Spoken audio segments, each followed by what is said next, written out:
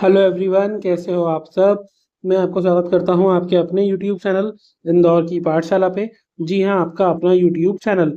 और हम लेकर आ गए हैं बीबीए फर्स्ट ईयर वाले बच्चों के लिए अभी हुए 2026 के मोस्ट इम्पॉर्टेंट पेपर, जिनका सिलेबस और आपका सिलेबस बिल्कुल सेम है। ये बिजनेस स्टैटिक्स का ही पेपर है और ये मान के चलिए कि इस टाइप के ही क्वेश्चंस और इस तरीके के न्यूमेरिकल ही आपको अपने पेपर में देखने को मिलेंगे। तो ये पेपर हिंदी मीडियम और इंग्लिश मीडियम दोनों बच्चों के लिए इम्पोर्टेंट है। तो आप इसको अच्छे से देख सकते हैं, इसके क्वेश्चंस भी तैयार कर सकते हैं और इसके बेस पे पेपर कैसा होने वाला है उसका भी आपको नॉलेज अच्छा मिल जाएगा। साथ ही में अगर आप अभी चैनल पे नए हैं तो मैं आपको बता दूं, मैंने अपने चैनल पे बरकतुल्ला यूनिवर्सिटी के नाम से एक प्लेलिस्ट बना रखी है। आप उस पे जाइए, जैसे आप उस पर क्लिक करेंगे वहाँ पर आप थोड़ा स्क्रॉल डाउन कीजिए, वहाँ पर आप नीचे देखेंगे तो आपको बिजनेस स्टैटिक्स की दो वीडियो मिल जाएंगी। एक में मैंने क्वेश्चंस डिस्कस करे हैं सारे और एक में मैंने आपको न्यूमेरिकल्स करवाए हैं। तो वो दोनों वीडियोस अगर आपने अभी तक नहीं करी हो तो वो कर लेना, तो ताकि आपका पूरा पेपर इजीली बन जाए। तो आइए पहले इस पेपर के इंपॉर्टेंट क्वेश्चन देखते हैं और फिर उसके बाद आप वो दो वीडियो भी ज़रूर कर लेना ताकि न्यूमेरिकल वाला पॉइंट भी आपको क्लियर हो जाए। यहाँ पर क्वेश्चन है आपके लिए, सांख्यिकी जांच के आवश्यक चरण क्या है, उदाहरण सहित समझाइए। What are the essential steps in statistical investigation, explain with example.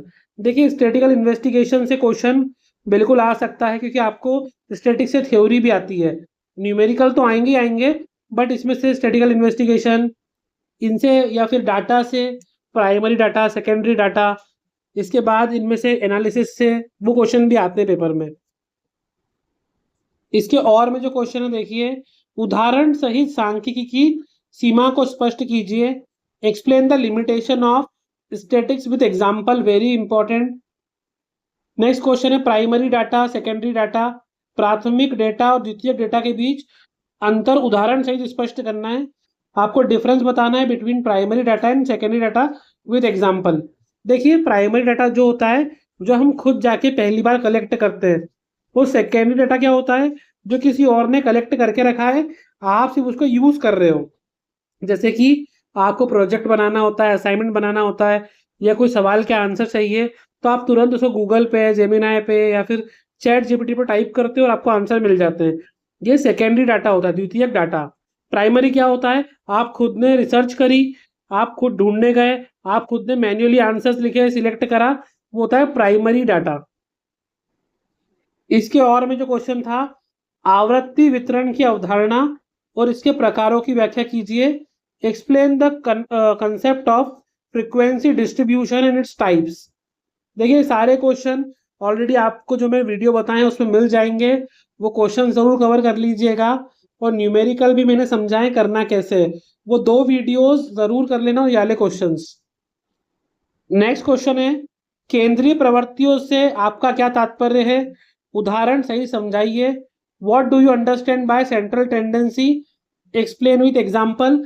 आपको इसमें माध्य मध्यिका बहुलक यानी मीन मीडियन मोड क्या होते हैं, फॉर्मूले लिखना है, कैसे उनकी क्वालिटी क्या होती है, उनकी विशेषता क्या होती है, उनके बारे में समझाना है।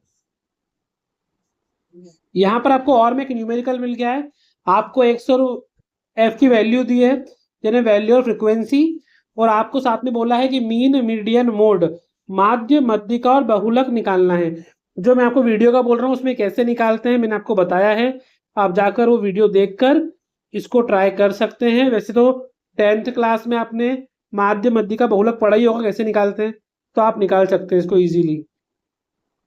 अगला क्वेश्चन है, विषमता स्क्यूनेस की अवधारणा को समझाइए। यह प्रकीर्णन डिस्पर्जन से किस प्रकार भिन्न है और उदाहरण से ही समझाइए। Explain the concept of skewness and how does it differ from dispersion, explain with example, very very important. इसके और में जो क्वेश्चन है, निरपेक्ष और सापेक्ष प्रकीर्णन के मापों में अंतर स्पष्ट कीजिए, उदाहरण सही समझाइए। इंग्लिश मीडियम वालों के लिए, difference between absolute and relative measures of dispersion, explain with examples. देखिए, अगर किसी यूनिवर्सिटी के पेपर में आए हैं और उनका और आपका सिलेबस बिल्कुल सेम है तो इसके पूरे पूरे चांस होते हैं कि वो आपके एग्जाम्स में भी आ जाएगा, क्योंकि यही इंपॉर्टेंट क्वेश्चंस हैं जो अक्सर सारी यूनिवर्सिटी के पेपर में आते हैं। नेक्स्ट क्वेश्चन है, सहसंबंध को परिभाषित कीजिए और उदाहरण सहित धनात्मक और ऋणात्मक सहसंबंध के बीच अंतर स्पष्ट कीजिए। Define correlation and distinguish between positive and negative correlation with example. ये भी इंपॉर्टेंट है। कोरिलेशन है, रिग्रेशन है, स्क्यूनेस है, डिस्पर्जन है, इनसे बहुत बार थ्योरी के क्वेश्चन बन जाते हैं। इसके बाद हम इसके और में आ जाएं, कार्ल पियर्सन गुणांक की सीमाएं क्या है, उदाहरण सही समझाइए। What are the limitation of Karl Pearson coefficient, explain with example. देखिए आपको ये तो याद कर लेना है कि कार्ल पियर्सन कोएफिशिएंट होता क्या है, फिर इसके आपको लिमिटेशन तो पढ़ ही रहे हो, साथ में इसके मेरिट्स भी पढ़ लेना विद एग्जांपल। तो क्योंकि ज़्यादा एग्जाम में लिमिटेशन भी पूछते हैं, मेरिट भी पूछते हैं, और कार्ल पियर्सन कोएफिशिएंट होता क्या है ये भी पूछते हैं आपसे। अगर हम लॉन्ग की बात करें तो सांख्यिकी को परिभाषित कीजिए। Define statics. आधुनिक समाज में इसके उद्देश्य, कार्य, कार्यक्षेत्र, अनुप्रयोग की व्याख्या कीजिए। स्टैटिक्स क्या होता है, इसके ऑब्जेक्ट, फंक्शन, स्कोप और एप्लीकेशन लिखना है, वेरी इंपॉर्टेंट। आप देख लीजिएगा कि ये क्वेश्चन पूरे मेरी वीडियो में से आए थे उनके एग्जाम में भी, तो आप भी इस पर ट्रस्ट करके याद कर सकते हो, मेरी वीडियोस देख सकते हो आप एक बार अच्छे से। अगला है, सांख्यिक आंकड़ों को प्रस्तुत करने में प्रयुक्त विभिन्न प्रकार के आरेख, चार्ट, ग्राफ बनाइए। मतलब आपको आरेख बनाना है, चार्ट बनाना है, ग्राफ भी बनाना है और उनकी व्याख्या भी करना है। कम से कम 10 उदाहरण की व्याख्या करना है, क्योंकि लॉन्ग में क्वेश्चन आएगा। ठीक है, आपको कितने बार ग्राफ होते हैं, पाई चार्ट होते हैं, ग्राफ्स होते हैं, वो सब उनको रिप्रेजेंट भी करना है, एटलीस्ट 10 को, अलग अलग टाइप के। देखो pie chart, bar graph, histograph, frequency, polygon, ये सब आपको बनाना है। उसमें एक बार इनकी प्रैक्टिस कर लेना आप अच्छे से। नेक्स्ट क्वेश्चन फिर से आ गया आपको, मीन, मीडियन, मोड, साथ में इन्होंने ज्योमेट्रिक मीन और हार्मोनिक मीन भी बोला है आपको। माध्य, मध्यिका, बहुलक, ज्यामितीय माध्य और हरात्मक माध्य, ये पांचों इंपॉर्टेंट है। अगर अभी आपने निकालना नहीं सीखे हो, निकालना सीख लो। प्लस साथ में ज्योमेट्रिक मीन और हार्मोनिक मीन आपके लिए नए हैं, तो एक बार उनके फॉर्मूले जरूर देख लेना। अगर आपको मान लो बहुत ज़्यादा आपका मैथ्स वीक है, तो एटलीस्ट इन सबके फॉर्मूले कैसे बनते हैं और ये कौन कौन सी टेबल बनाना पड़ती है, टेबल बनाना तो इजी होता है, तो वो एक बार देख लेना ताकि आपके पूरे मार्क्स ना कटें, और फॉर्मूला लिख दोगे तो उससे मार्क्स मिल जाएंगे। अच्छा, ये जो स्पेशल टाइप का क्वेश्चन है, इसमें आपको मोर देन मतलब अंक से अधिक वाली टेबल देके रखी है, मोर देन और लेस देन वाली टेबल। तो डायरेक्ट सॉल्व नहीं करते, पहले आपको इनको फ्रीक्वेंसी डिस्ट्रीब्यूशन के हिसाब से अरेंज करना पड़ेगा। जैसे 0 से 20, फिर 20 से 40, फिर 40 से 60, 60 से 80, 80 से 100, 100 से 120। ठीक है, तो इसे एक बार मोर देन और लेस देन, मोर देन और लेस देन, से अधिक और से कम, वो वाले क्वेश्चन को भी एक बार प्रैक्टिस कर लेना कि उनकी टेबल कैसे बनाते हैं। अगला क्वेश्चन है, निम्नलिखित डाटा का मानक विचलन और माध्य विचलन ज्ञात कीजिए। Calculate standard deviation and mean deviation of the following, very important. आपको स्टैंडर्ड डेविएशन भी निकालना है और मीन डेविएशन भी निकालना है। ठीक है, तो दोनों का फॉर्मूला पता होना चाहिए। स्टैंडर्ड डेविएशन निकालना बहुत आसान है, मीन डेविएशन निकालना भी बहुत आसान है। ये तो फालतू के नंबर है इसके। क्वेश्चन 5 हम देखते हैं। नीचे दिए गए आंकड़ों से कार्ल पियर्सन सहसंबंध गुणांक की गणना कीजिए।